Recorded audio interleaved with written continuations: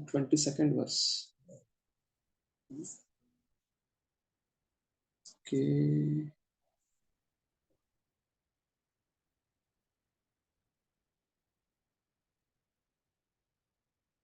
Yes.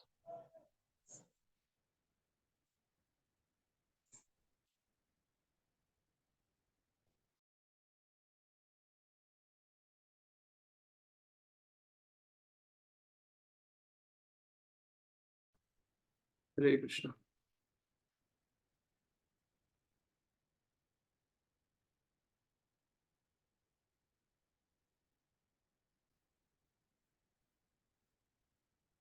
I'm just sharing the screen.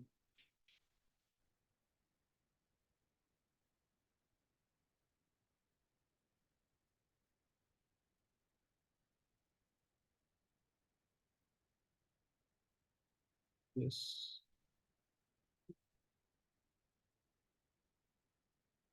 Sorry, I had to join lately because I had gone for one devotee who was a part of my Bhakti course. He just early morning he left his body. So I had gone for his final. Actually, they are going to have final rites tomorrow, but gone for the kirtan. I just came late. Yes, we'll continue from.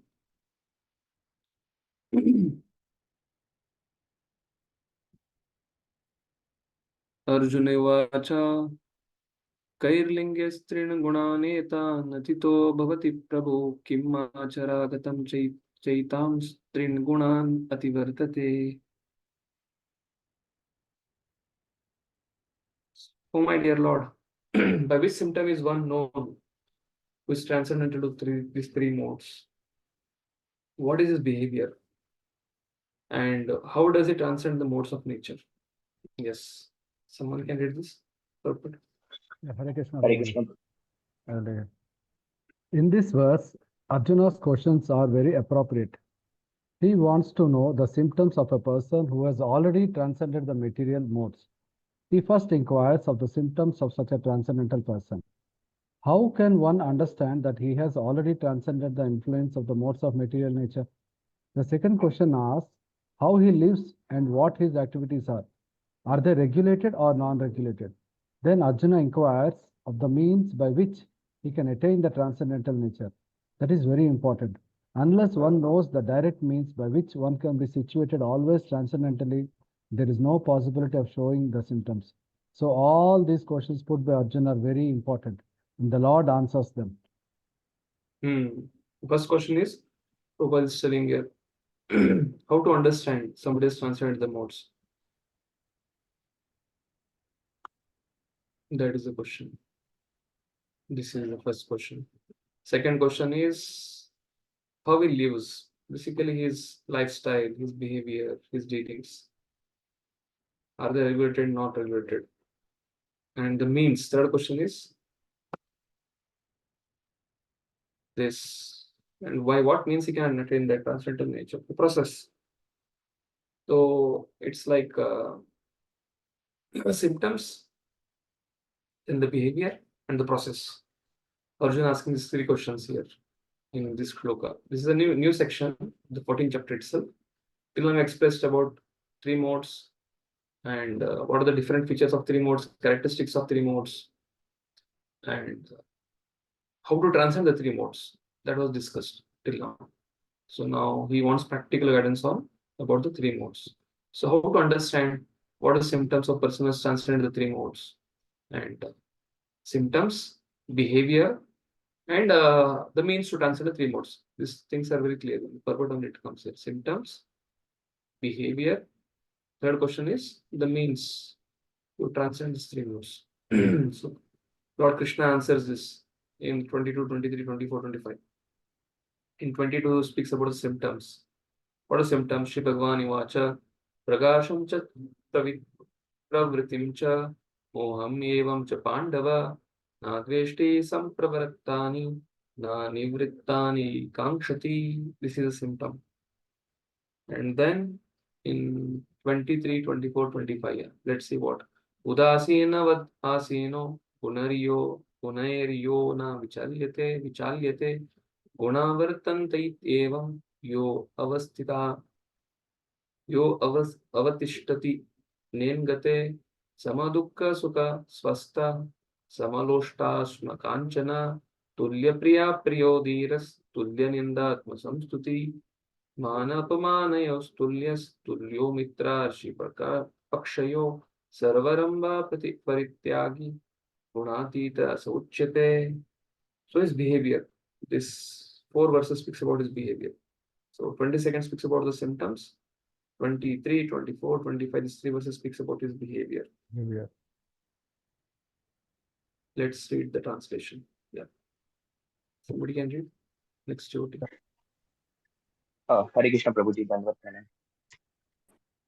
The Supreme Personality of Godhead said, O son of Pandu, he who does not hate illumination, attachment, and delusion, when they are present or long for them, when they disappear, who is unwavering and undisturbed through all this reaction of the material qualities, remaining neutral and transcendental, knowing that the modes alone are active, who is situated in the self and regards alike happiness and distress, who looks upon a lump of earth, a stone, and a piece of gold with an equal eye, who is equal towards the desirable and the undesirable, who is steady, situated equally, well in praise and blame, honor and dishonor, who treats alike both friend and enemy, and who has renounced all material activities. Such a person is said to have transcended the modes of nature. These 4 verses, 22, 23, 24, 25 speaks about Gunatita, symptoms of the Gunatita and behavior of the Gunatita. 23, 24, 25 speaks about the external conduct. So what are the conducts? These are the conducts mentioned here. Neutral, undisturbed by reactions of the modes. Somebody comes and speaks something, we don't get disturbed, knowing that the modes alone are active. Happiness, distress, equal. Swastha, situated in self. He is not attracted by gold, money, earth, stone. There is no dear and somebody, no favoritism. Steady, dear, praise and blame, honor, dishonor, friends, enemies, all material activities. Yes, Prabhu. Can read. Yes, Prabhu. Arjuna submitted three different questions, and the Lord answers them one after another. In these verses, Krishna first indicates that a person transcendentally situated has no envy and does not hanker for anything. When a living entity stays in the material world, embodied by the material body, it is to be understood that he is under the control of one of the three modes of material nature. When he is actually out of the body, then he is out of the clutches of the material modes of nature. But as long as he is not out of the material body, he should be neutral. He should engage himself in the devotional service of the Lord so that his identity with the material body will automatically be forgotten. When one is conscious of material body, he acts only for the sense gratification. But when one transfers the consciousness of Krishna, sense gratification automatically stops. One does not need this material body, and he does not need to to accept the distraction of the material body. The qualities of the material modes in the body will Hmm. will act, but as spirit soul, the self is aloof from such activities. How does he become aloof? He does not desire to enjoy the body, nor does he desire to get out of it.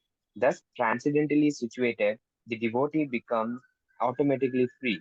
He need not try to become free from the influence of the modes of material nature. The next question concerns the dealings of a transcendentally situated person. The materially Second situated question. person. This the first paragraph of the first question. Answer to the first question. This is regarding the second question. This is regarding behavior. The first question was regarding symptoms. So that is symptom, first paragraph. This is the second question. This is second answer. That is behavior.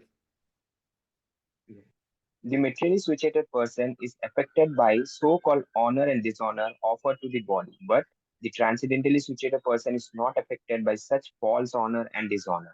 He performs his duty in Krishna consciousness and does not mind whether a man honors or dishonors him. He accepts things that are favorable for his duty in Krishna consciousness. Otherwise, he has no necessity. necessity of anything. Otherwise, he has no necessity of anything material, either a stone or gold. He takes everyone as his dear friend who helps him in his execution of Krishna consciousness. And he does not hate this so-called enemy. He is equally disposed and sees everything on an equal level because he knows perfectly well that he has nothing to do with material existence. Social and political issues do not affect him because he knows the situation of a temporary upheavals and disturbances. He does not attempt anything of for his own sake.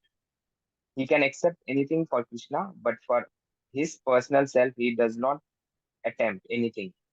By such behavior, one becomes actually transcendently situated. Yes. Social and political issues do not affect him because he knows situation of temporary upheavals and disturbances. Yeah, because they're in modes. Basically, social, political disturbances are in modes, tamoguna, rajoguna. But this person is beyond modes. So therefore, uh, we should try our best to not connect with modes. Anything of this world, in olden days, there was nothing like media, videos, photos. If something was there, the people used to write a letter and somebody used to communicate through some messenger. And the concerned people used to know. But nowadays, Kali Yuga, the nature of Kali Yuga is Manda Sumanda Matayo, Manda Bhagya Upadrita, always disturbed. So the Kali Raj is expanding in terms of first the Doordarshan came, then all the channels came, then so then mobiles came with videos, cameras, and Androids, then iOS, and now anything happens anywhere, anything happens which is not obnoxious thing also happens, video comes of it. And these are nothing but what is happening. It's not that Tadva Visargo Janata Viplova Yasmin Pati Shlokam Avidyapishkim Namani Anantasya Shonkitani Yat Shunwanti Gayanti Gananti Sadhava. This is not Uttama Shloka. It is opposite of that. It is like pilgrimage for crows. And as devotees, if you want to delight in that, then what Bhagavatam says, Narad Muni is chastising nicely our Vyasadeva. You have glorified so much, but you're not glorified whom you're not clearly till now fully glorified Lord Krishna. You have glorified so many other things. Nayad vachastachitra padam yaro hare reshu jagat pavitram pagrananta karajit. Tad vayasa tirtam ushanti manasa nayatra hamsa nirmantu sikshaya. This is the literature, the crow literature. Those words do not describe the glories of the Lord, who alone can sanctify the atmosphere of holy universe, are considered by the saintly persons like unto a pilgrimage of crows. And because devotees who are whose goal is to go transcendental abode, they don't derive pleasure in that anymore. Therefore, Prabhupada is very nicely explaining here the external behavior of a person who has transcended the modes. These are the symptoms of the person who has transcended the modes and the behavior of the person who has transcended the modes. Therefore, we have to be very conscious where we plug in, switch into Krishna's channel, tune into Krishna's channel. There is a nice lecture by His Holiness Radhanath Swami Maharaj. Tune into Krishna's channel. Maharaj very graphically explains. Basically, any channel other than Krishna consciousness we tune in, it is Vayasam Tirtham, that is pilgrimage for crows. Therefore, you'll get disturbed. So, two questions Krishna is answering here of Arjuna, the symptom and the behavior. What a behavior of a person externally is, honor, dishonor, doesn't matter to him. If that is favorable for Krishna, the honor we accept. If it is favorable for practice of Krishna conscious dishonor, we'll accept. But materially, we want happiness, we don't want distress. But Kunti Maharani is telling, give me more distress. Because it's favorable for remembrance of Krishna. That is the thing. She has transcended the modes. That is classic example of a woman who has transcended the three modes of nature. So it's not material prosperity and material poverty. No, namo kinchana vittaya nivritte gunavritte atma rama shantaya kaivalyapate. Material, you are the property of materially impoverished. So Kunti Maharani is like, give me material poverty, give me distress. Why?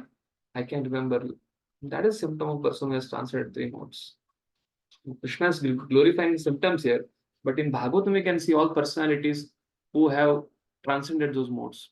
Yes, the last, what are the means to transcend that mode?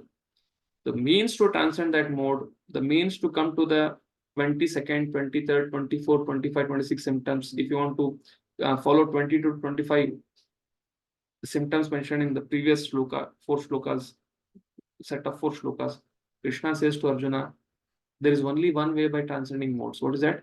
Mam chayo vyabhicharena, mam chayo avyabhicharena, mam chayo avyabhicharena, bhakti yogena sevate, sagunan samatitaitan, brahma bhuyaya kalpate, undivided devotional service, which practice of that can make us to transcend the modes of nature. Yes, next devotee can do it.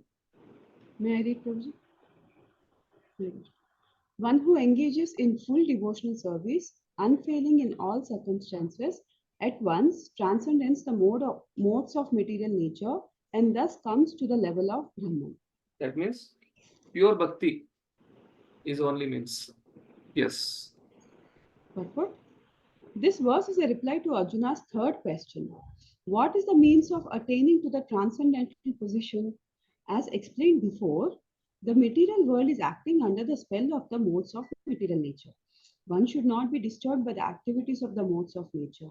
Instead of putting his conscious into such activities, he may transfer his consciousness to Krishna's activities. Krishna's activities are known as Bhakti Yoga, always acting for Krishna. This includes not only Krishna, but his different plenary expansions such as Rama and Narayana. He has innumerable expansions. One who is engaged in the service of any of the forms of Krishna or of his plenary expansions is considered to be transcendentally situated. One should also note that all the forms of Krishna are fully transcendental, blissful, full of knowledge, and eternal. Such personalities of Godhead are omnipotent, omniscient, and they possess all transcendental qualities. So, if one engages himself in the service of Krishna or his plenary expansions with unfailing determination, although these modes of material nature are very difficult to overcome, one can overcome them easily. This has already been explained in the 7th chapter. One who surrenders unto Krishna at once surmounts the influence of the modes of material nature. To be in Krishna consciousness or in devotional service means to acquire equality with Krishna. The Lord says that his nature is eternal, blissful, and full of knowledge, and the living entities are part and parcel of Supreme, as gold particles are part of a gold mine. Thus, the living entity in his spiritual position is as good as gold, as good as Krishna in quality. The difference of individuality continues, otherwise there would be no question of Bhakti Yoga. Bhakti Yoga means that the Lord is there, the devotee is there, and the activity of exchange of love between the Lord and the devotee is there. Therefore, the individuality of two persons is present in the Supreme Personality of Godhead and the individual person. Otherwise, there would be no meaning to Bhakti Yoga. If one is not situated in the same transcendental position with the Lord, one cannot serve the Supreme Lord. To be a personal assistant to the king, one must acquire the qualifications. Thus, the qualification is to become Brahman or freed from the material contamination. It is said in Vedic literature, Brahmaiva san Brahmapiyeti. One can attain the Supreme Brahman by becoming Brahman. Brihad Aranyaka Upanishad 4.4.6. This means that one must qualitatively become one with Brahman. By attainment of Brahman, one does not lose his eternal Brahman identity as an individual soul. Yes. Basically, the blacksmith in the village, when he's trying to make this carts, bullock carts, and they want to make the whole bullock cart is made with wood, and sometimes they use metal to insert 2 blocks. Childhood, when I had gone to my native place, what they do is they use metal to make hole. They don't have drills and other things. They take a metal, the blacksmith puts inside these charcoals, and he puts some kerosene and blows air, charcoal becomes red. And then he puts that metal inside the charcoal, red charcoal. And then he keeps on blowing the bellows. And because of the air, the metal slowly starts becoming black, then slowly dark red, then red. And at particular moment, he removes that metal and he inserts at different places where he has to join it to the shaft. And as soon as he touches that dark red, light red metal,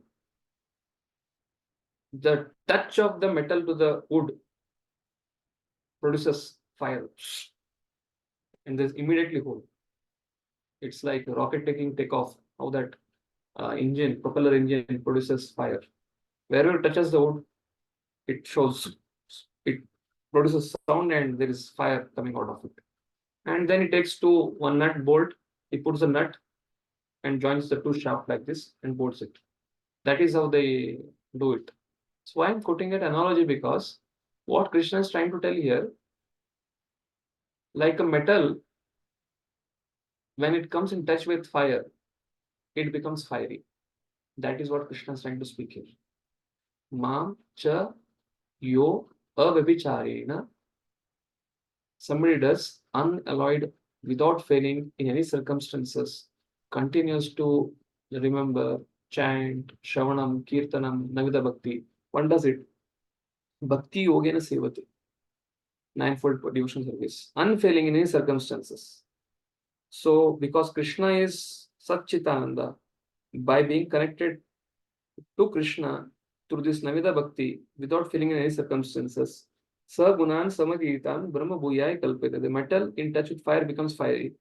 Similarly, devotees who are practicing bhakti, by the process of bhakti, pure bhakti, they can become as good as Krishna in the sense that qualitatively they can become. Krishna is Maya Bish. Devotees, by taking shelter of Krishna, can also cross over Maya. But in this shloka, Krishna is not telling that you will achieve me by this avavicharena bhakti. He's telling Sagunan Samadhigaitan Brahma Bhuyaya Kalpate. You will transcend the mode of goodness, passion, ignorance. And beyond this mode of goodness, passion, ignorance is Brahman. So somebody may say, the goal of my practice of bhakti is not Brahman. The goal of my practice of bhakti is Krishna. I'm trying to do bhakti to Krishna. So Krishna immediately clarifies in the next shloka. Chakravarti mentions that a devotee may ask question. Arjuna may get a question to Arjuna may ask question to Krishna. Are bhakti for Brahman? How to do bhakti for Brahman? Brahman has no qualities like a Bhagwan. So at that moment, Krishna says, what is his relation as a Bhagwan with Brahman? His relation with Brahman is Krishna is the source of Brahman. Brahmano hi pratishtaham amritasya avyasya cha shashvatasya cha dharmasya shukasya ekantikasya cha brahmano hi pratishtaham. We have discussed it at length in Ishopanishad. Hiranmayena Patrena. In all those 14, 15, 16, 17, 18 shlokas, again and again, Prabhupada writes this, that don't think absolute truth is impersonal, but Krishna is the source of that absolute truth. For all those references, Prabhupada has quoted in Ishopanishad again and again this shloka. Brahmano hi pratishtaham amritasya avya yasya cha. Yeah, Brahman is having eternity. Shashvatasya cha dharmasya shukasya aikantikasya cha. Brahman may have eternity, but I am the source of the Brahman. Because of that, it has all these features. That is the reason Krishna is quoting this shloka here, that by pure bhakti, you can transcend modes and reach Brahman. But who are that Brahman is not independent. I am the basis of that Brahman. Impulsive. That means after transcending the three modes, you are going to come to Shuddha Sattva. You are going to achieve me. Don't worry. Yes, somebody else can do.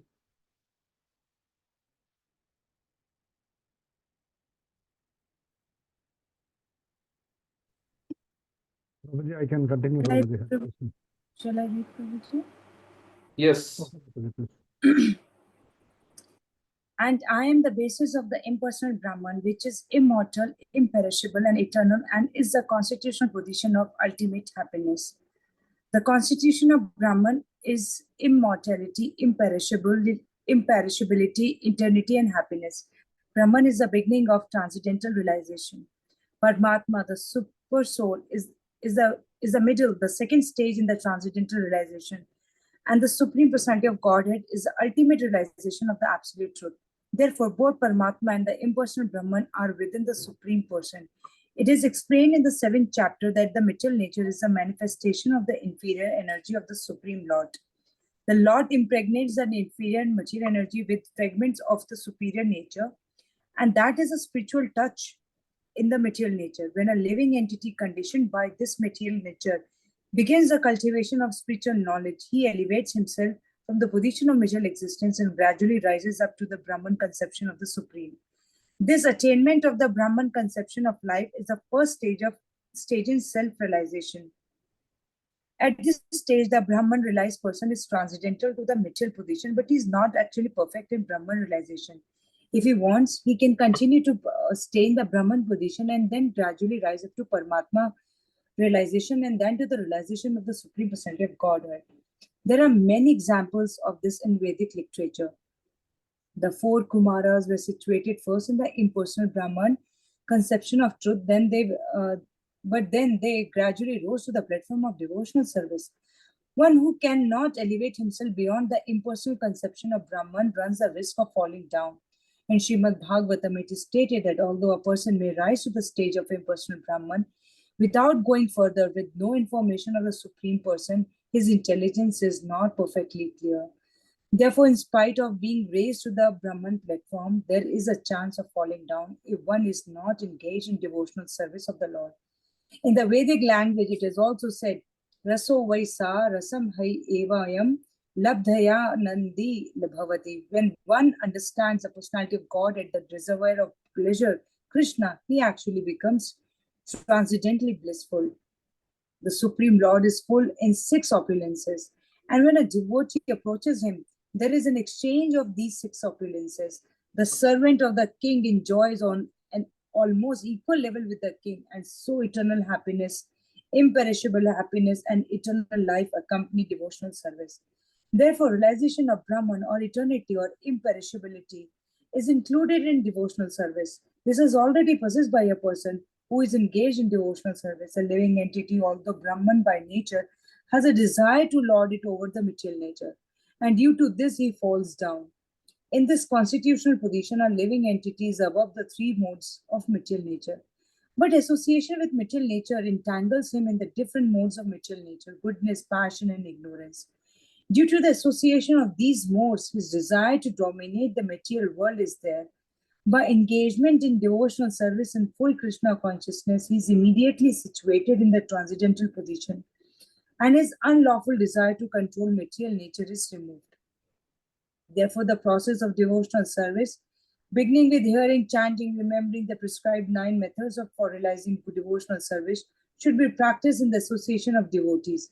Gradually, by such association, by the influence of the spiritual masters, one's material desire to dominate is removed, and one becomes firmly situated in Lord's transcendental loving service.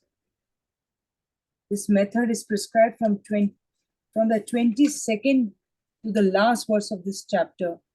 Devotional service to the Lord is very simple. One should always engage in the service of the Lord, should eat the remnants of the foodstuffs offered to the deity, smell the flowers offered to the lotus feet of the Lord, see the places where the Lord has his transcendental pastimes, read the different activities of the Lord, his reciprocation of love with his devotees, chant always the transcendental vibration, Hare Krishna, Krishna Krishna, Hare Hare, Hare Ram, Ram Ram, Hare Hare, and observe the fasting days commemorating the appearance and disappearances of the Lord and his devotees. By following such a process, one becomes completely detached from all material activities. One who can thus situate himself in the Brahma Jyoti or the different varieties of the Brahman conception is equal to the Supreme Personality of Godhead in quality. Yes. So these are some of the practical things Prabhupada mentions here. Devotional service to Lord is very simple. So anybody, anywhere sitting can do. Yes. So this is a practical thing. Anybody sitting anywhere as a grahastha, as brahmachari, vanaprasannasi. So by this activity, one can situate himself in Brahma Jyoti or different varieties of Brahma conception, which is equal to Supreme Person important quality. Thus ends the Bhaktivedanta purports to the 14th chapter of Srimad Bhagavadgita in the matter of the three modes of material nature. So in 14th chapter, Krishna is speaking about how we can transcend the three modes. Basically speaking about transcending three modes is attachment to him by bhakti. But that is he's speaking in 26th verse here. Prabhuji, Yeah. when the spiritual or the living entity comes in association with the material world, then the three modes of material nature starts acting on this living entity, right? But in some people, you will see passion is there. Some people, other mode is higher. So how is that decided that this entity will have more of passion or more of ignorance or more of goodness? Is it based on the swabhava he has, or Karma. Kala karma swabhava.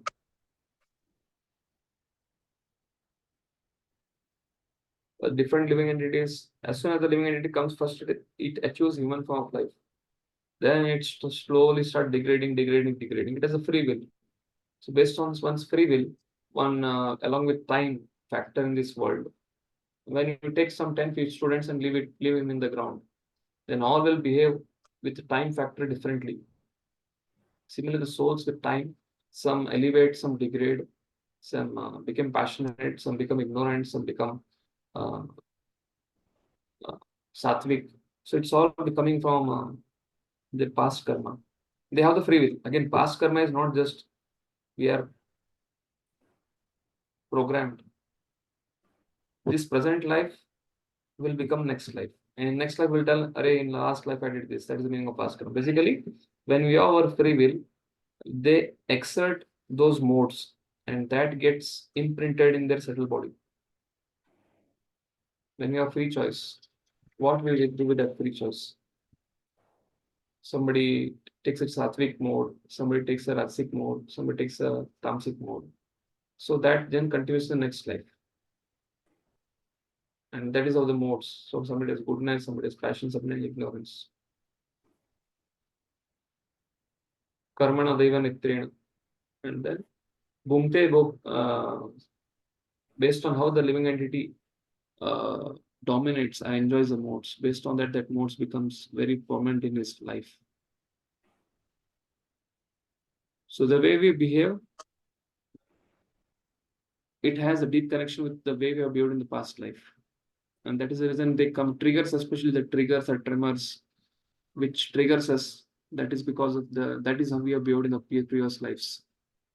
And therefore, we should consciously identify those triggers and try to, as much as possible, come to goodness. Because they will become the building blocks, and they will become the blocks, obstacles for a practice of bhakti while dealing with devotees.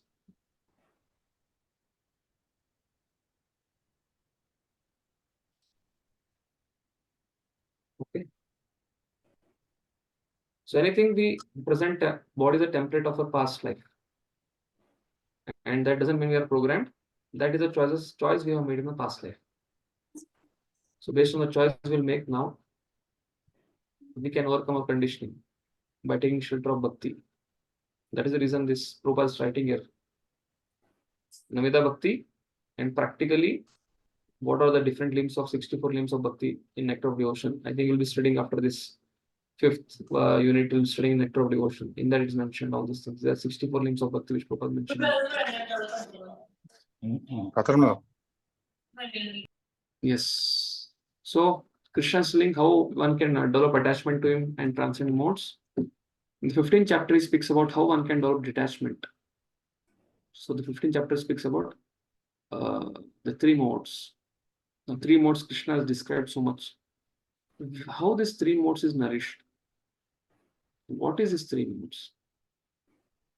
Which, if three modes are the fruits or branches, then what is its root? Three modes What is it that is nourishing three modes? Krishna gives the answer of this in this purport of 15th chapter. I'll not tell it. I'll keep it for all of you to read Prabhupada purport when we go through, and you can figure out what is that nourishes these three modes. So Krishna says, take the axe and cut it. This is 15th chapter. He's giving us the axe of detachment in this 15th chapter. He gave already one of the shield of attachment to his lotus feet, Bhakti process. Now in 15th chapter, he gives us the axe of detachment. Because you want to cut the three modes. Three modes is compared to a tree here. The material world is compared to perverted tree. Spiritual world is a tree standing on the bank of Karanarana Shai Vishnu's Karan of the ocean. And that spiritual world is being reflected into the Karan of the ocean as material world. So that is junction. From where Mahavishnu, Garbhodakshaya Vishnu, Shirodakshaya Vishnu, and different Brahmanas are made. So that is junction. So the material world is exactly the perverted reflection of the spiritual world. Yes, someone can read this. I'll read more. The ultimate purpose of Vedic knowledge is to detach oneself from the entanglement of material world and to understand Lord Krishna as a supreme personality of Godhead. One who understands Krishna's supreme identity surrenders unto him and engages in his devotional service. Yes. And this is the 15th chapter, Purushottam Yoga, is a chapter which is mostly read when somebody leaves the body. At least I've seen it so many times. When people leave the body, especially the community of Brahmanas, they call and tell, please recite this Purushottam Yoga. Why? It speaks about material world, spiritual world, Kshara, Akshara, and how to reach the spiritual world. Basically, transcend this material world and reach the spiritual world. And when somebody leaves the body, that is how the mood is set up, because the person has to go from the material world to spiritual world. Nowadays they just recite it, but I don't know how many of them really know the meaning of it. But at least the recitation is good. Dead elephant is better than living elephant. If there is no living elephant, even the dead elephant is better. At least the culture is good. Little bit, if they understand the meaning, they'll become Krishna conscious. Shri Bhagavan Yuvacha Udvamulam Adashakam Ashwattam Prahuravayam Chandamsi Yasya Parnani Yastam Veda Savedavit Urdvamulam inverted Adashakam branches Ashwattam banyan tree Prahuravayam. It has unlimited branches. Chandamsi Yasya Paranani. Chandamsi is Vedic literature. Yastam Vedasa Vedavit. One should try to understand it. Yes. Devotees who are not yet read, somebody else can read. Karunathika Madhave, you can only read. Yes, Krishna. Yes, Krishna. The Supreme Personality of Godhead said, it is said that there is an imperishable banyan tree that has its roots upward and its branches down, and whose leaves are the Vedic hymns. One who knows this tree is the knower of the Vedas. Yes. Purport. After the discussion of the importance of Bhakti Yoga, one may question, what about the Vedas? It is explained in this chapter that the purpose of Vedic study is to understand Krishna. Therefore, one who is in Krishna consciousness, who is engaged in devotional service, already knows the Vedas. The entanglement of this material world is compared here to a banyan tree. For one who is engaged in fruitive activities, there is no end to the banyan tree. He wanders from one branch to another, to another, to another. The tree of this material world has no end, and for one who is attached to this tree, there is no possibility of liberation. The Vedic hymns meant for elevating oneself are called the leaves of this tree. This tree's roots grow upward because they begin from where Brahma is located, the topmost planet of this universe. If one can understand this indestructible tree of illusion, then one can get out of it. This process of extrication should be understood. In the previous chapters, it has been explained that there are many processes by which to get out of material entanglement. And up to the 14th chapter, we have seen that devotional service to the Supreme Lord is the best way. Now, the basic principle of devotional service is detachment from material activities and attachment to the transcendental service of the Lord. The process of breaking attachment to the material world is discussed in the beginning of this chapter. The root of this material existence grows upward. This means that it begins from the total material substance, from the topmost planet of the universe. From there, the whole universe is expanded with so many branches representing the various planetary systems. The fruits represent the results of the living entity's activities, namely religion, economic development, sense gratification, and liberation. Now, there is no ready experience in this world of a tree situated with its branches down and its roots upward, but there is such a thing. The tree can be found beside a reservoir of water. We can see that the trees on the bank reflect upon the water with their branches down and roots up. In other words, the tree of this material world is only a reflection of the real tree of the spiritual world. This reflection of the spiritual world is situated on desire, just as tree's reflection is situated on water. Desire is the cause of things being situated in this reflected material light. One who wants to get out of this material existence must know this tree thoroughly through analytical study. Then he can cut off his relationship with it. This tree, being the reflection of the real tree, is an exact replica. Everything is there in the spiritual world. The impersonalists take Brahman to be the root of this material tree, and from the root, according to Sankhya philosophy, come Prakriti, Purusha, then the three gunas, then the five gross elements or Panchamahabhuta, then the 10 senses, the Shendriya, mind, etc. In this way, they divide up the whole material world into 24 elements. If Brahman is the center of all manifestations, then this material world is a manifestation of the center by 180 degrees, and the other 180 degrees constitute the spiritual world. The material world is a perverted reflection, so the spiritual world must have the same variegatedness, but in reality, herefore, both Prakriti and Purusha must be there. In the spiritual world, however, Prakriti is the Supreme Lord's internal energy, and the Purusha is the Supreme Lord himself. That is explained in Bhagavadgita 8.22, Purushaha sa parapartha. The difference between the spiritual and material manifestation is that the former is eternal and the latter is temporary. A reflection is temporary, for it is sometimes seen and sometimes not seen. But the origin from whence the reflection is reflected is eternal. The material reflection of the real tree has to be cut off. When it is said that a person knows the Vedas, it is assumed that he knows how to cut off attachment to this material world. If one knows that process, he actually knows the Vedas. One who is attracted by ritualistic formulas of the Vedas is attracted by the beautiful green leaves of the tree. He does not exactly know the purpose of the Vedas. The purpose of the Vedas, as disclosed by the personality of Godhead himself, is to cut down this reflected tree and attain the real tree of the spiritual. Yes. So now there is a description of this tree. So all of you can take some time with paper and pen and try to draw this tree. Read the paragraph, take a paper, take a pen. Enough of digital doing things. When I take children's camp, teenagers camp, this is one of the main things. We discuss this. We can't tell them spiritual world, material world. We just take this, read this shloka, take the flyers, print the shlokas, give them flyers, and give them pen, paper, sketches, and ask them to draw the diagram.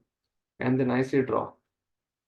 They color it green, fruits red, all those things, and they mention what is what. So read this purport, take 5 minutes time. Why I'm telling? When we read purport, most of the time we are blank, or we are thinking of something. But when we start penning down it in a paper, pen, then we can remember it. Because I want to convey some very important point out of the theme of this. At least those of you who are having videos on, at least I know you can do it. But those people are having videos of, I don't know what they are doing with their videos of. But at least those who are having videos on, they can try to take your time. Yes.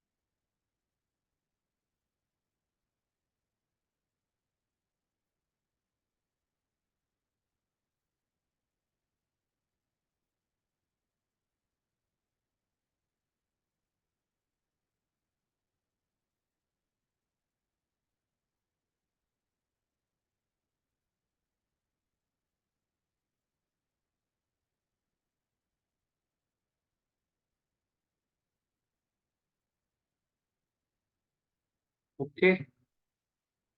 So it's 7:44. We started 7:37. So 7-8 minutes. So tell me, what you experienced while drawing this diagram?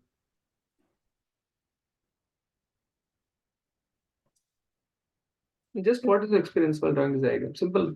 Because after so many days, I think you might all might be drawing, taking a pen, taking a paper, fast pencil, color pencils, and colors. I think if there are some children are there, and if you're trying to do some children camp, you might have done it.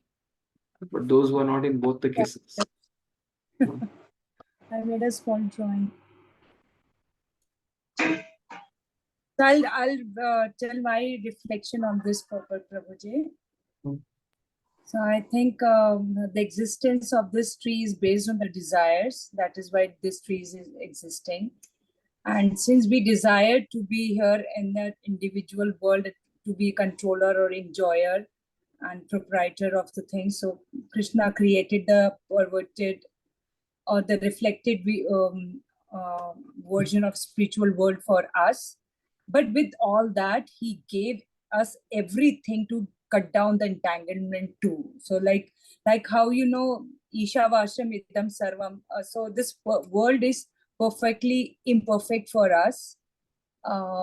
It's like though it's a perverted reflection of the spiritual world, but still Krishna has given us enough means to cut down this attachment or this and attain the reality of the spiritual world. So this is my observation from drawing. And if we get entangled with these green leaves of Vedas, we can use Vedas either for our sense enjoyment, or we can cut or use Vedas to get liberated from this world.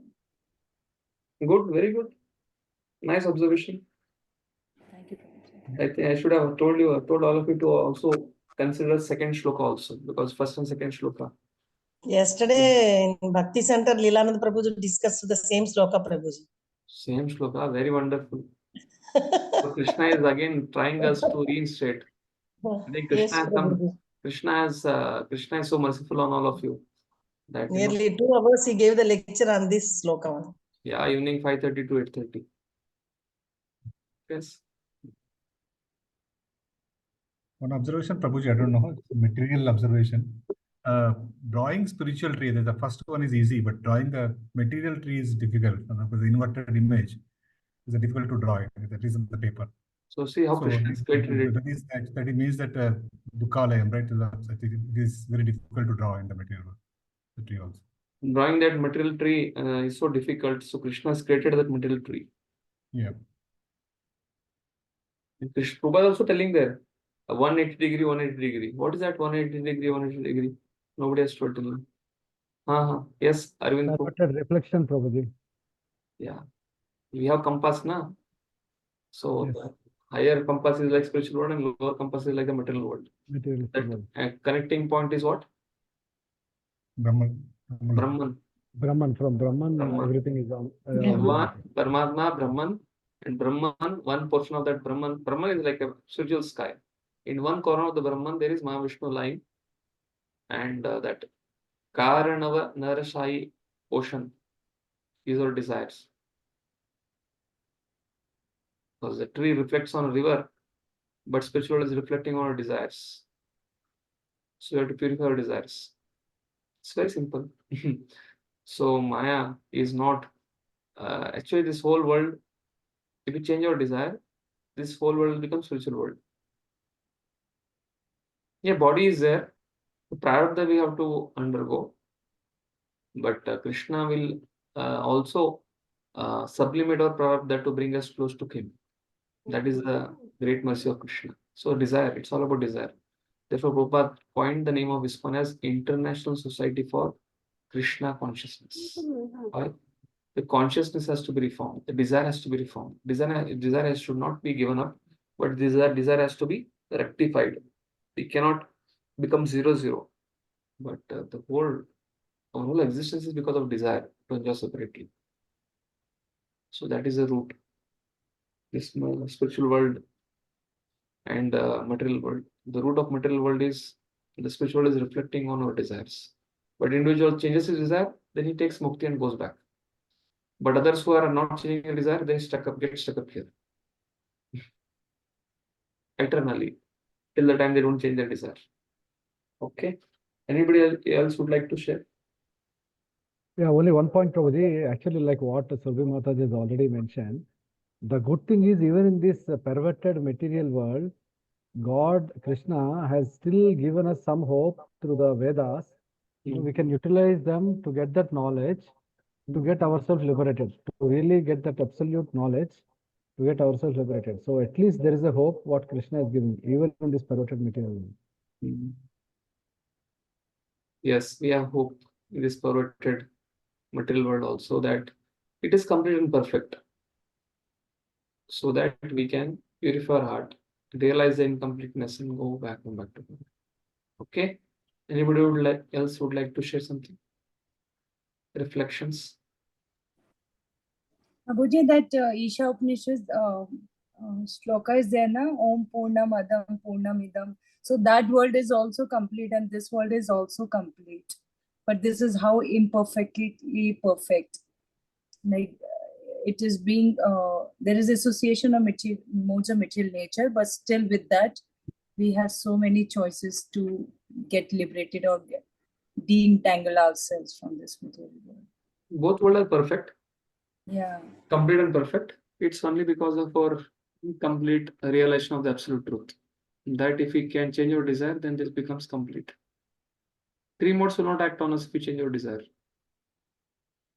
Nistraigunne bhavarjana. Traigunne vishaya veda, nistraigunne bhavarjana. That is the secret. Therefore, we have to be very conscious. It's about everyone has to fly his own aircraft. Till the time we don't become conscious in our life, conscious and cautious. You have to become conscious of Krishna, and you have to become cautious of not allowing the blotting paper of consciousness to be bloated by passion and ignorance of media, smartphones, videos, which are not meant for Krishna consciousness. Otherwise, our consciousness, the desire, the tree starts growing. And we may right now understand, I'm not attached to movies, I'm not attached to all these things. But when that desire that pops up like Ravana, big stalwarts have left everything and gone. So we should be very cautious. A classic example is Bharat Maharaj. He left everything, went to a forest, but at all what he got attached to? Deer. Then next life he laments like anything. And the third life, he takes 3 lives for him. So if you are not conscious about your desires, then we'll also have to take 3 lifetimes to come back again. So, but if you realize it right now and become cautious like Bharat Maharaj. So Bhagavatam speaks about personalities who are showing us, be cautious, be conscious. Prahlad Maharaj, conscious. Dhruv Maharaj, conscious. Bharat Maharaj, cautious. All the devotees who have taken more than 1-2 lifetimes, they show us how to be cautious. So we don't have to go through it. We can just read that Bhagavatam and realize it. So there is so much more. Prabhupada purports are there. Prabhupada Bhagavadgita is there. Prabhupada Bhagavatam is there. Prabhupada Chaitanya Charitamrita is there. Prabhupada has spoken on all the shlokas. His transcriptions are there. So we have to be a little conscious. Last, anybody would like to share? We'll proceed ahead. One question, Prabhu. On the Vedas, the mention of Vedas here said one knows this supreme knowledge that is equal to knowing Vedas. But when I'm just thinking, why, if somebody knows this, why so many Vedas are there? It could have been made very simple, right? Because knowing this, reading only Bhagavatam or Bhagavadgita, so there's no need for reading Vedas, right? Yes, Srinivas Prabhu is so innocently asking this question. Why Krishna? Why has created so much complexity in this material world? Simply he would have given one thing, one Shastra, Ekam Shastram Devi Putra Gitam, Eko Devo Dev Putra Ego, Ekamantra Tasya Namani Yani, Karma Piyapi Tasya Devasya Seva, Shankaracharya is telling like that. Devotee can tell like that. But Krishna knows that there are three modes of nature. According to different modes, there are different people. Somebody is in ignorance, somebody is in passion, somebody in goodness, somebody is in pure goodness. And living entities want to experience. Experience is the best teacher, but fool learn by none, by no other way. So most of the living entities of this material world are fools. So they want to experience it. That is the reason Vedas wrote all the so much Puranas, different Vedas, Puranas, for all kind of people. Even if you want to do Krishna consciousness, see many times how people how you try to do Krishna consciousness. You tell Bhagavadgita 6-session course. Some people will turn up. Then you tell them, okay, you want some art of mind control, art of smartphone, this for students, that for teenagers, shloka recitation, win this quiz, this that. So it will come up. So people don't have pure motives of going back to God. Similarly, all living entities, because this tree is resting on the desire, and the desire is nourished by three modes, which the second shloka is about. Adaschordvam prashratastasya shaka guna pravruddha vishaya pravalah adascha mulani anusantatani karmanu bandini manushya loke. So the answer is here. What this tree is nourished by? The branches of this tree extend downward and upward, nourished by the three modes of material nature. So there are permutation, combination of these three modes of material nature, the living entities. What to speak of non-devotees? Even devotees, there are 81 types of devotional service Lord Kapila is saying to his mother Devoti. So there can be 81 kinds of practice of bhakti in devotional circle. What to speak of non-devotees? How much permutation combination are there? Therefore, there are 84 lakh species, 84 lakh bodies, according to the modes they acquire. And even when people are human, there are different scriptures, 18 Puranas, 6 for mode of goodness, 6 for mode of passion, 6 for mode of ignorance. So there is, Vedas are all accommodating. Krishna is all accommodating. Therefore, it's his greatness, it's his love for us that he has created so much of variety of Vedic literature. It doesn't create that, if it has only pure devotional service. How many will pass? So Krishna gives them time, place, circumstances, and creates a material world. When you become hungry for my love, come back to me. I'm always loving you. Out of love for you, I created this material world. I've given scripture. You are in passion, passion for scripture. For ignorance, I created scripture for ignorance.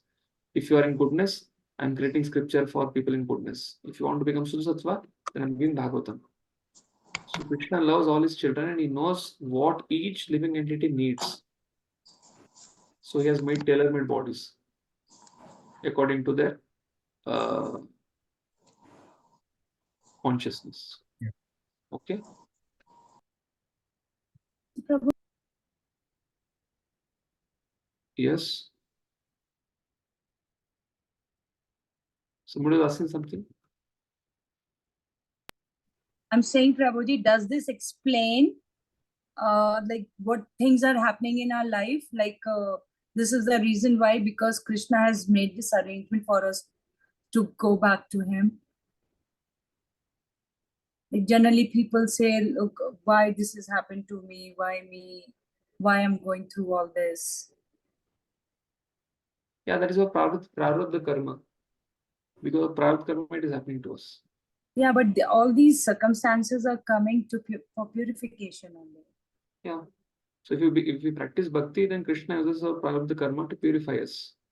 And if you are practicing bhakti and if you do hearing Shravanam Kirtanam very powerfully, then we'll accept that Krishna's love in that circumstance for us. And we can easily sublimate our prarabdha karma, and in this body itself, we become Jivan Mukta. But not everybody is at that level. Therefore, there are 81 kinds of bhaktas, consciousness of bhaktas, and what to speak of non-devotees. So there are wide variety of permutation combination. Therefore, in Sanatana Dharma, there are Tamoguna, Rajoguna, Satvaguna. And those who cannot even fit into that, they become non-Sanatana Dharmic religion, like a Brahminic religion, which are outside the scope of Sanatana Dharma. Okay, Srinivaspu. It's Krishna's love for us to accommodate us, to give every living entity a chance to come to him. Krishna is ready to wait.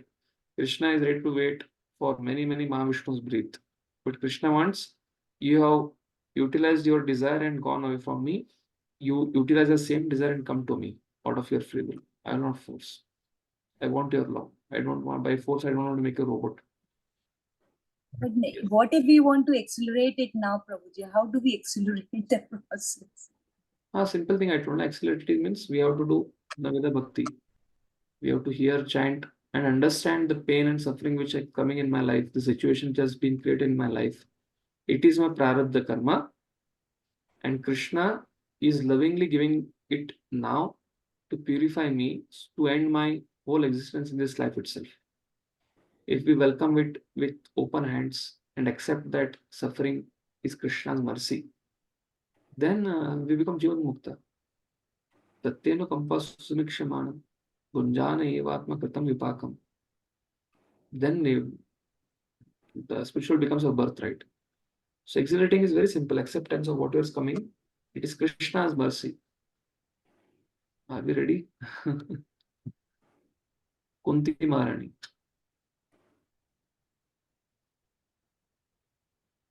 That is the acceleration.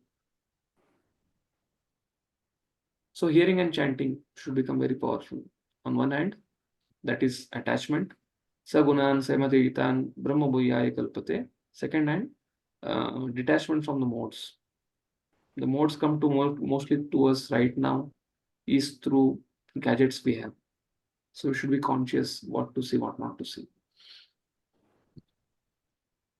Okay. Yes, next shloka. Second shloka. Translation. Can I read, Prabhuji? Yes. Translation. The branches of this tree extend downward and upward, nourished by the three modes of material nature. The twigs are the objects of the senses. This tree also has roots going down, and they are bound to the fruitive actions of human society. Purport.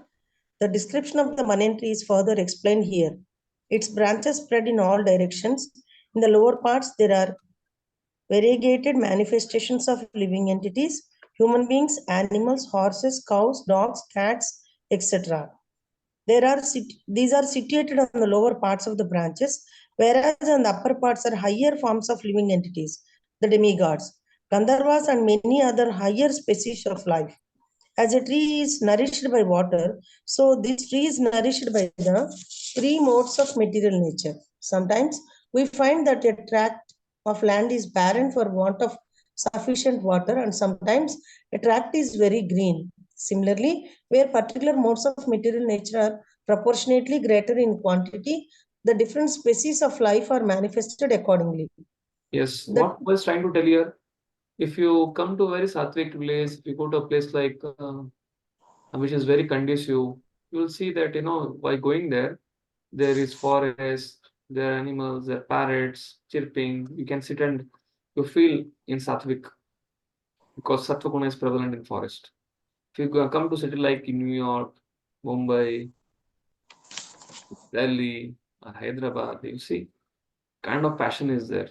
So proportionately, you can see what is being nourished. The passion and desire are being nourished among those people who are there. If they are not conscious about Navida Bhakti. So if we stay in a city, and if you are not consciously trying to elevate our consciousness by practicing of Navida Bhakti and cautiously avoiding Rajoguna, Tamoguna coming to us through any outlet, through food, through media, by hearing the faults of others, damn sure, because there's already so much Rajoguna is there. Surely we are going to come to Rajoguna and then to Tamoguna in time. Either our enthusiasm in Bhakti will go, or we'll start finding faults, or we'll start fighting with devotees. That kind of dissensions will always come. Yes, Manj, please continue. The twigs of the tree are considered to be the sense objects. By development of the different modes of nature, We develop different senses, and by the senses, we enjoy different varieties of sense objects. The tips of the branches are the senses, the ears, nose, eyes, etc., which are attached to the enjoyment of different sense objects. The twigs are sound, form, touch, and so on, the sense objects. The subsidiary roots are attachments and aversions, which are byproducts of different varieties of suffering and sense enjoyment. The tendencies toward piety and impiety are considered to develop from these secondary roots which spread in all directions. The real root is from Brahmaloka, and the other roots are in the human planetary systems. After one enjoys the results of virtuous activities in the upper planetary systems, he comes down to this earth and renews his karma or fruitive activities for promotion.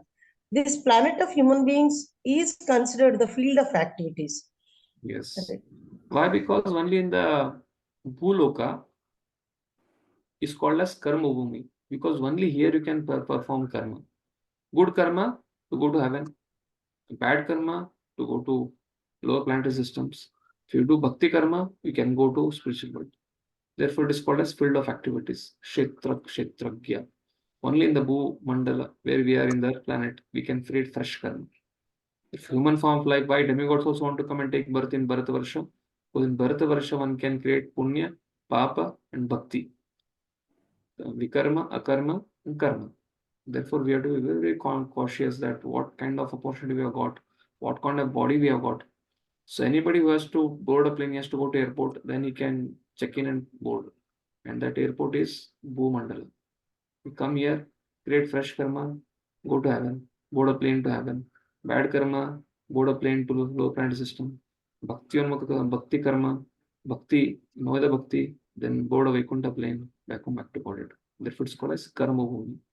Na rupam asyate tatopalabhyate nanto na chadirna cha sampratishtata ashvattamenam suviruddhamulam asanga shastrena dridena chitva tatappadam tat परिमर्गितव्यं यस्मिन् गता न निवर्तन्ति भूय तमेव चद्यं पुरुषं प्रपद्ये यत प्रवृत्ति प्रशस्त पुराणी. Yes.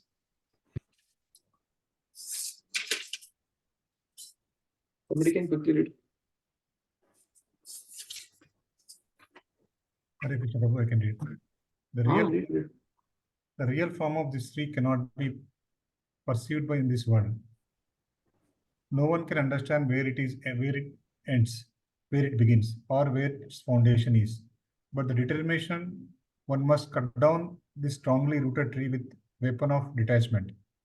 Thereafter, one must seek that place from which, having gone, one never returns, and there surrender to the Supreme Personality of Godhead from whom everything began, and from whom everything has extended since time of immortal. So why Krishna is saying the real form of the tree cannot be perceived in this world? No one can understand where it ends, where it begins, because desire, where it began from, origin, where it began from, nobody knows. You cannot cause the desire. So therefore, Krishna said, here this tree, because the tree is completely dependent on our desire, and one cannot measure one's desire. Yes, bro, please continue. But it is now clearly stated that the real form of this banyan tree cannot be understood in this material world. Since the root is upwards, the extension of the real tree is at the other end. When entangled with material expansions of the tree, one cannot see how far the tree extends, nor can see the beginning of this tree. Yet one has to find out the case. I am the son of my father is son of such and such person, etc. By searching in this way, one comes to Brahma, who is generated by the Garbhodaya Vishnu. Finally, in this way, one reaches the Supreme Personality of Godhead. That is the end of research work. One has to search out that origin of this tree, the Supreme Personality of Godhead, through the association of persons who are in knowledge of the Supreme Personality of Godhead. Then by understanding, one becomes gradually detached from this false reflection of reality. And by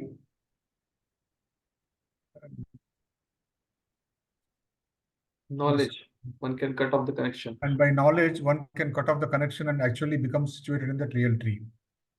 The word asanga is very important in this connection because the attachment for sense enjoyment and lording it over the material nature is very strong. Therefore, one must learn detachment by discussion of spiritual science based on authoritative scriptures, and one must hear from persons who are actually in knowledge. As a result, such discussions in the association of devotees, one comes to Supreme Personality of Godhead. Then the first thing one must do surrender to Him. The description of that place whence description of that place whence having one gone never returns to the false reflected trees given here. The Supreme Personality of Godhead, Krishna, is the original root from whom everything is emanated. To gain favor of that personality of Godhead, one has only to surrender. And this is the result of performing devotional service by hearing, chanting, etc. He is the cause of extension of material world. This has already been explained by the Lord himself. Aham sarvasya prabho. BG 10.8. I am the origin of everything. Therefore, to get out of the entanglement of this strong banyan tree of material life, one must surrender to Krishna. As soon as one surrenders to Krishna, one becomes detached automatically from his material extension. Hare Krishna.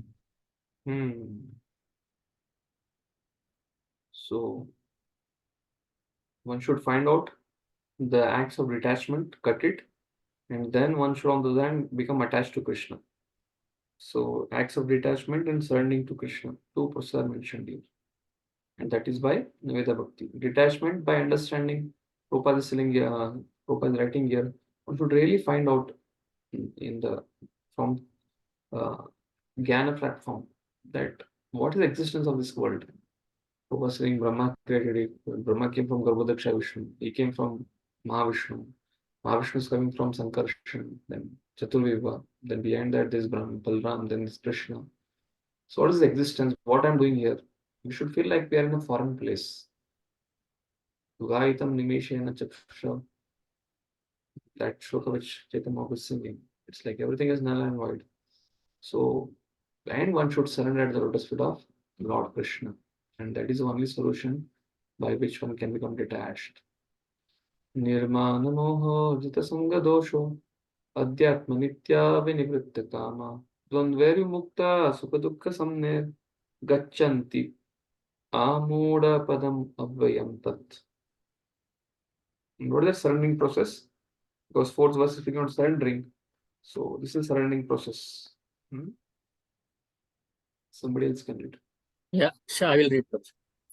Hare Krishna. Shall I start, Prabhuji? Yes. Translation. Those who are free from false prestige, illusion, and false association, who understand the eternal, who are done with material lust, who are freed from the dualities of happiness and distress, and who unbewildered know how to surrender unto the Supreme Person, attain to that eternal kingdom. Perfect. The surrendering process is described here very nicely. The first qualification is that one should not be deluded by pride, because the conditioned soul is puffed up, thinking himself the Lord of material nature. It is very difficult for him to surrender unto the Supreme Personality of Godhead. One should know the cultivation of real knowledge that he is not Lord of material nature. The Supreme Personality of Godhead is the Lord. When one is free from delusion caused by pride, he can begin the process of surrender. For one who is always expecting some honor in this material world, it is not possible to surrender to the Supreme Person. Pride is due to the illusion, for although one comes here, stays for a brief time and then goes away. He has the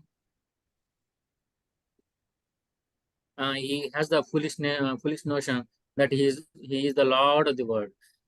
He thus makes all things complicated and is always in trouble. The whole world moves under the impression. People are considering the land, this earth, to belong to a human society, and they have divided the land under the false impression that they are the proprietors. One has to get out of his false notion that human society is the proprietor of this world. When one is freed from such a false notion, he becomes free from all the false associations caused by familial, social, and national affections. These faulty associations bind one to this material world. After this stage, one has to develop a spiritual knowledge. One has to cultivate knowledge of what is actually his own and what is actually not his own. And when one Yes. has 1 minute, Prabhuji. Okay. Yeah. Till now here, na. Till here, Prabhupada is speaking about till here, proprietors. Prabhupada just spoke about Nirvana Moha, free from false prestige and illusion. And then from here, Prabhupada is speaking about this is Nirvana Moha till here. Only one line, first line. And from here, Prabhupada is speaking about Jita Sangha Dosha till here. This is the second. Nirmana Moha Jita Sangha Dosha. This is the second theme. And from here, Prabhupada is speaking about Adhyatma Nitya. Find out what is eternal, what is temporary. Yes. Yes, Prabhu, please read. After this stage, one has to develop spiritual knowledge. After this stage, one has to develop spiritual knowledge. One has to cultivate knowledge of things are there. He becomes free from all dual conceptions such as happiness and distress, pleasure and pain. He becomes full in knowledge. Then it is possible for him to surrender to the Supreme Personality of Godhead. Dvandva Vimukta Sukha Dukkha Samner. Yes. Gacchantya Muda Padam Avyam Tat. So in the whole purport, 80% of the purport was speaking about becoming free from false prestige and illusion and false association. This is 80% of Prabhupada's purport. This happens because of ignorance and passion, especially because of passion, prodding or mentality. And the rest of the thing is goodness, transcending the goodness, understanding and coming to the bhakti process.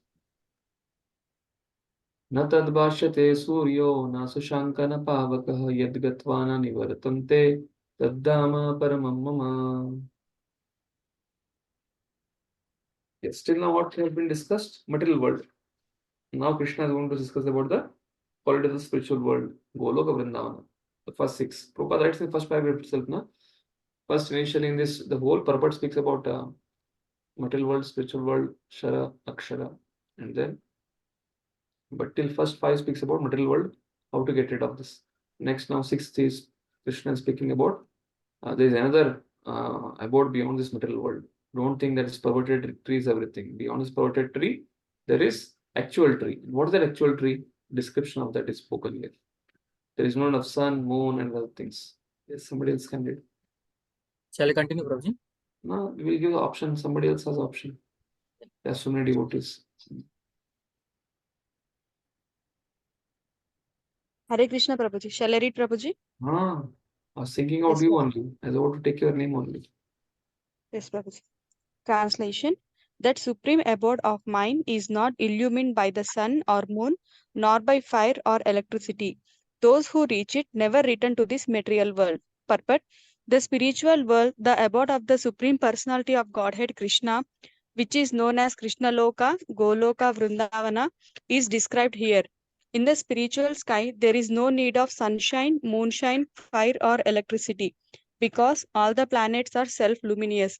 We have only one planet in this universe, the sun, which is self-luminous, but all the planets in the spiritual sky are self-luminous. The shining effulgence of all those planets, called Vaikunthas, constitutes the shining sky known as Brahma Jyoti. Actually, the effulgence is emanating from the planet of Krishna, Goloka Vrindavana. Part of that shining effulgence is covered by the Mahat Tattva, the material world. Other than this, the major portion of that shining sky is full of spiritual planets, which are called Vaikunthas, chief of which is Goloka Vrindavana. As long as living entity is in this dark material world, he is in conditioned life. But as soon as he reaches the spiritual sky, by cutting through the false, perverted tree of this material world, he becomes liberated. Then there is no chance of his coming back here. In his conditioned life, the living entity considers himself to be the lord of this material world.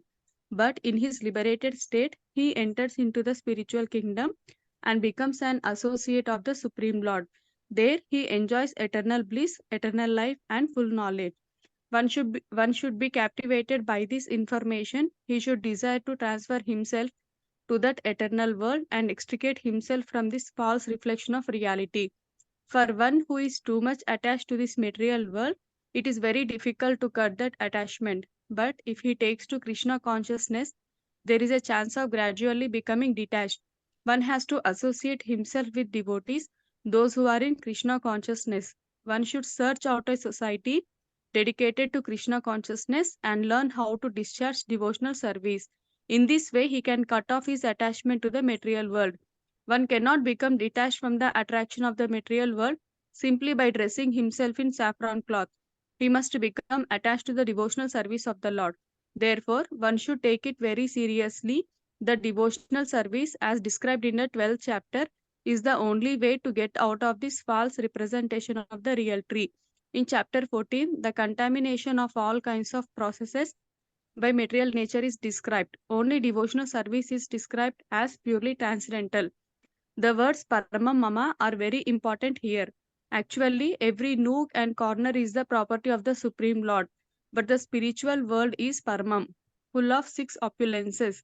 The Katha Upanishad also confirms that in the spiritual world there is no need of sunshine, moonshine, or stars. Na tatra suryo bhati na chandra tarakam. For the whole spiritual sky is illuminated by the internal potency of the Supreme Lord. That supreme abode can be achieved only by surrender and by no other means. Surrender unto me. Hare Krishna. Thank When you. we hear about surrender, no, that it can be achieved by surrender, surrender. This word surrender seems so much painful. Who have a very different experience of surrendering to authority since childhood. But this surrender, when Krishna is saying, surrender unto me, Mahatma Prabhu still tells the same, Sarvadharman Parityajya Mam Ekam Sharanam Vraja, Tam Sarvapapabhyo Mam Mokshasya Mivasucha. He translates it. Oh, my dear devotee, I cannot stay without you. Would you like to come and stay with me? I cannot dance without you. Would you like to come and dance with me? I love you. Would you also like to love me? This is the meaning of surrender. But many times when we hear of surrender in this material world, childhood, past life, whatever it seems too heavy. But this surrender, when Krishna is saying surrender here, Krishna is inviting us to come to that abode, which is, it's like many times when missionaries preach, they say the golden is going to come, the tiger is going to sit with the deer and embrace each other. Like that, when missionaries, I've seen missionaries coming to different places, homes in my childhood, and trying to tell the Savior is going to come. He will tell Jesus is coming, time will come, all carnivore, uh, omnivore, they'll come embrace each other. How they tell, and people become mesmerized, captivated, really, then they take up that particular religion. But one has to be kept. Prabhupada is writing here. That is what soul is searching for. We were there. Where we were? We were in the spiritual world with Krishna. We had seen the Kalpa Vriksha. We have seen the Yamuna river. We have been in his close touch and we have experienced that love.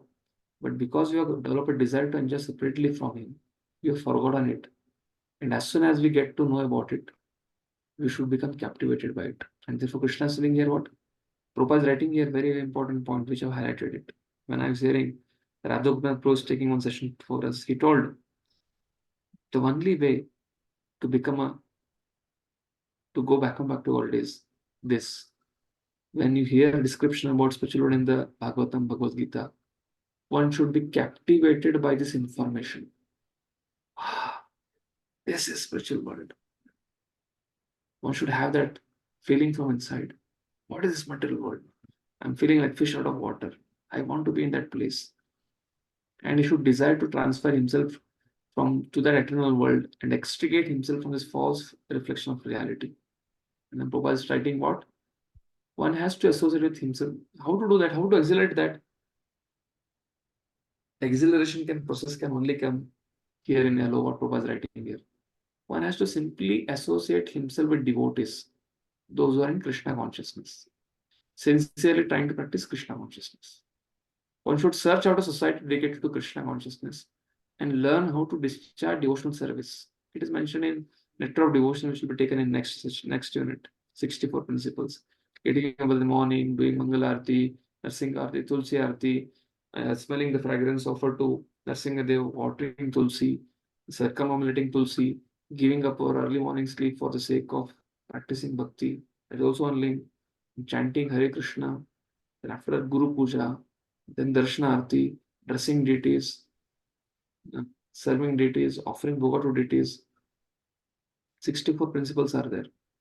So by this practice, wherever you are as a grahastha, whatever condition you are in, simply do this thing next 10, 20, 30, 40 years. Prabhupada is telling here, in this way, one can cut off his attachment to the material world. Prabhupada is telling one cannot become detached from the attraction of the material world simply by dressing himself in saffron cloth. Basically, external show of renunciation. It is better to become a sincere street sweeper than a charlatan meditator. Prabhupada is trying to speak about not trying to show off, but practicing bhakti. So just by going away to some forest place or going to some other ashram or any other place and sitting there just by wearing saffron cloth, one will not become detached from the material world. One has to practice bhakti. Vasudeva Bhagavati Bhakti Yoga Prayojita Janaito Ashvairagam Jnanam Chad Ahitukim. So then Prabhupada is saying here that supreme word can be achieved only by surrender and by no other means. And surrender should not feel us very heavy. Surrender means Krishna is inviting, my dear devotee, I really love you. And I want your love. Would you like to love me? That is what Krishna is telling here. Therefore, the next shloka is why the Jivatma should go to the Goloka, because Jivatma is Krishna's part and parcel. So surrender may appear to be very heavy on our heart. But Krishna, as a loving father, is telling, oh my dear devotee, this is spiritual world where we are in, not in the material world. Because you are my part and parcel. You are under my Ladini Shakti. You are my son. But because you have situated yourself from the Ladini Shakti to Trigunatmik Shakti, 3 modes, you are suffering. Manasashtani Indriyani Prakriti Sthani Karshati. Mamai Vamsho Jiva Loke Jiva Bhuta Sanatana. Manasashtani Indriyani Prakriti Sthani Karshati. Although you're supposed to be in the spiritual world and enjoy with me, but you are trying to lord it over separately from me in the material world and just trying to suffer. Yes. We'll read this, we'll discuss this one shloka and end today. Someone can read the shloka. Translation.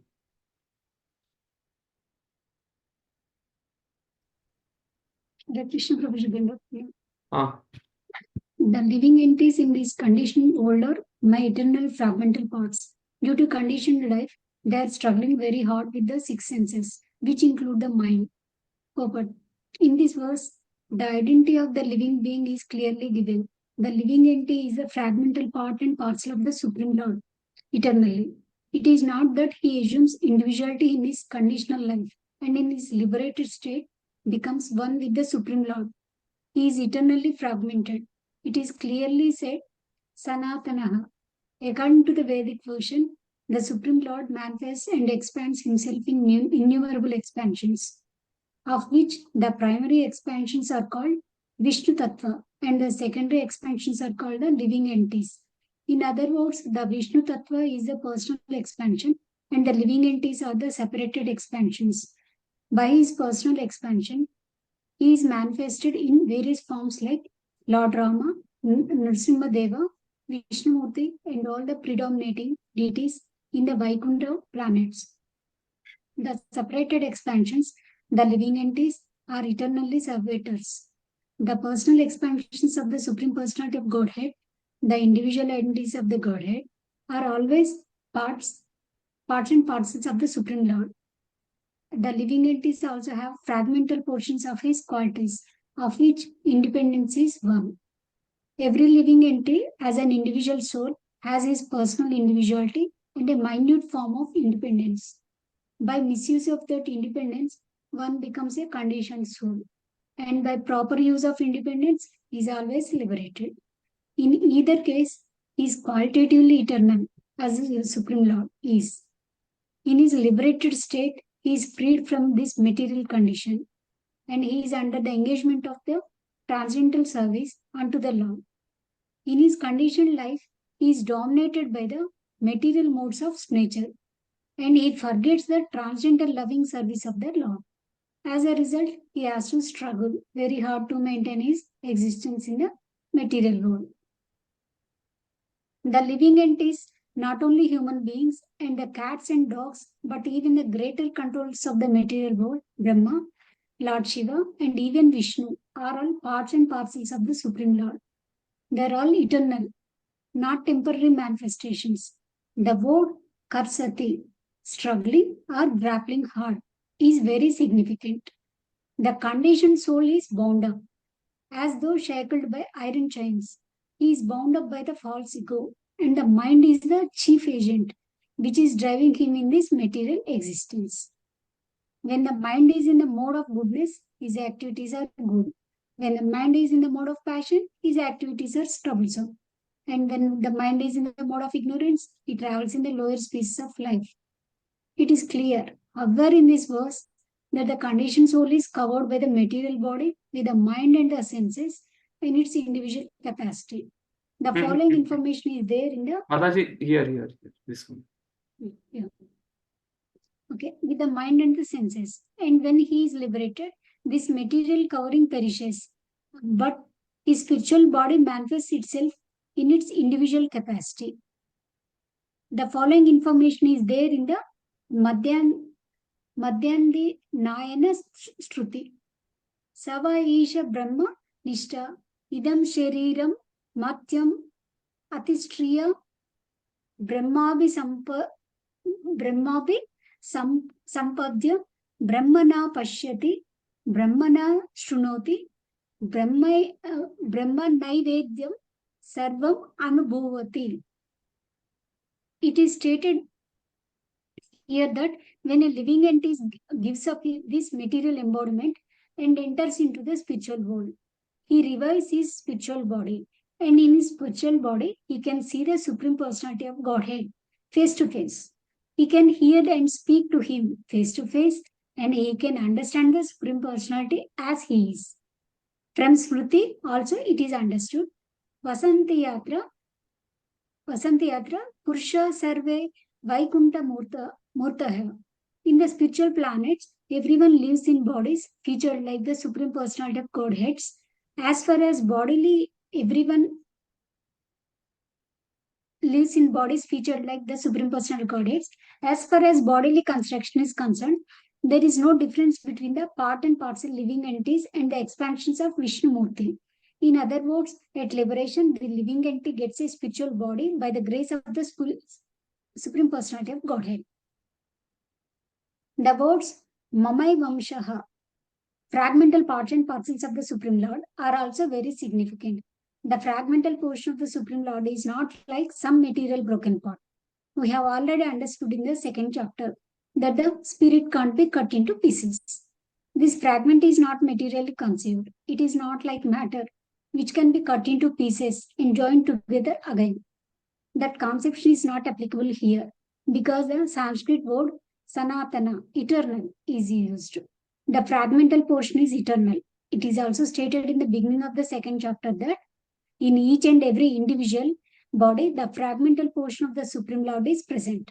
Dehinosmi Eda Dehe. That fragmental portion, when liberated from the bodily entanglement, revives its original spiritual body in the spiritual sky, in a spiritual planet, and enjoys association with the Supreme Lord. It is, however, understood here that the living entity, being the fragmental part and parcel of the Supreme Lord, is qualitatively one with the Lord, just as the parts and parcels of the gold are also gold. Surrender unto me. Thank you, Prabhuji. Hare Krishna. Hare Krishna. Srila Prabhupada ki Jai. So therefore, that spiritual world is our home, but the living entities, the main theme what Krishna is highlighting in this purport is, as all of you might have noticed, that this Vamsha, Mama Eva Amsha. Amsha means fragrant. That is not like some paper. Many people sometimes Mayavadis they debate. Brahman is like the paper, You take the paper and make it into parts, and the one Brahman has become Jiva Brahma or Daridra Narayana. Again, when you mix together, they become one. Therefore, Prabhupada is trying to refute that statement of Mayavadis in the last paragraph. In between, best 1 to paragraph before that, Krishna Prabhupada is trying to tell mind is a deciding factor for the living entity. Mamai Vamsho Jiva Loka Jiva Bhuta Sanatana. Although it's eternal, Mama Manasashtani Indriyani Prakriti Sthani Karshati. So its mind is facing a very pivotal role in deciding it, because the desire arises from the mind. Soul actually desires, but that processing is done through mind in this material world, and therefore that mind can make one achieve eternity, or mind can make one bound. But here in this case, Krishna is linked because bound by this Prakriti Sthani Karshati. Mame Vamsha Jivaloki Jivabhuta Sadhana. Mana Sashtani Indrani. Mana, mind, which is the sixth sense, and all other indriyas, because it's like mind is like this: one, eyes, ears, nose, tongue, skin. This is like mind, center of all the indriyas, and therefore it is like processing everything. So we should Savai Mana Krishna Padaravindayor. Once we do that, Savai Mana Krishna Padaravindayor, then we can wind up our business in the material world, and we can ascend to the spiritual world. Hare Krishna. Thank you so much for joining. We have finished the 7th shloka. We will continue. I was thinking every Fridays now, I have to travel to other place for the weekends, or I have a program which I always take on Friday evenings. Because of that, last Friday we had cancelled. So can we change the timings at least for this Bhagavadgita unit till the time we finished almost like 2.5 chapters. 15, 16, 17, 18 is remaining. Can we make it to Thursday, Monday and Thursday, if all of you agree? Anyway, those who are working, whether it is Monday, whether it is Friday, they're always in the black mode. So it doesn't matter to them much. Yes. So we'll make it Thursday. Yes. And last Friday is one thing we have missed. We'll just keep it. We'll take one more extra session for it. Hare Krishna. Shri Prabhupada ki. Thank you, Dandavat. Thank you, Prabhuji.